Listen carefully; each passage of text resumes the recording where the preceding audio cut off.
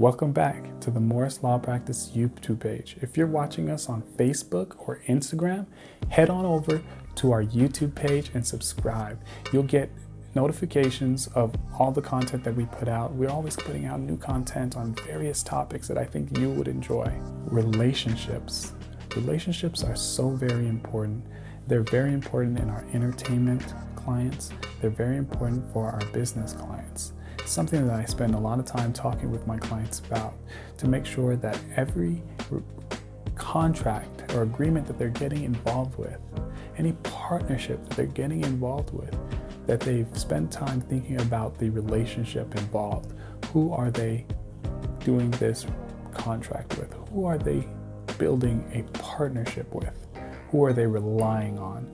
See, many times people make decisions based on finances, based on the money involved. That is the wrong incentive or motive to go into a relationship focused on. Don't get me wrong, the finances of an agreement is very important. The numbers are extremely important, but we cannot base our entire agreement on the numbers involved. We cannot be motivated simply by what we are going to get from the relationship as far as finances go. We need to make sure that we're paying attention to who the individual is. What is the gut feeling you feel about this relationship? If you know that you're going to be in a long-term relationship with someone or a partnership, if this person is not aligned with your goals, vision, and purpose, then this may not be the relationship for you. It's very important not to neglect this portion of an agreement. A business agreement can go sideways 2 months out, 1 day out, 3 weeks out, based on a relationship being strained. So it's very important not to neglect this, and it's really based on a biblical principle. We cannot be slave to the funds. We cannot be lovers of money over everything else. And if we cannot be trusted with money, how could we be trusted with anything else? So it's important that when we're looking at agreements, we look at who are we being involved with? What are we doing here? Especially in my entertainment clients, this is something that we always hear. The people in the industry are a particular way. The people in the industry are a certain way.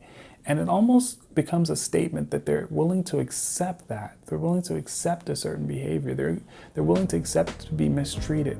And I don't believe that should be a principle in your life. You should always look for relationships that will flow with you and work with you. So that's important. It's important that this doesn't get confused. I'm not saying that you shouldn't look for opportunities to bring something to a relationship, because relationships are a two-way street. What I am saying is that you have to look for the best relationship for agreements.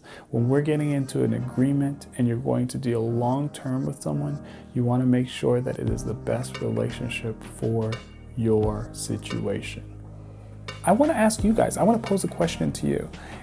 Is there any relationship, or actually, is there any agreement that has gone south for you because of a relationship? I'd love to hear about how that may have happened, what you may have learned from that experience, and share it with us.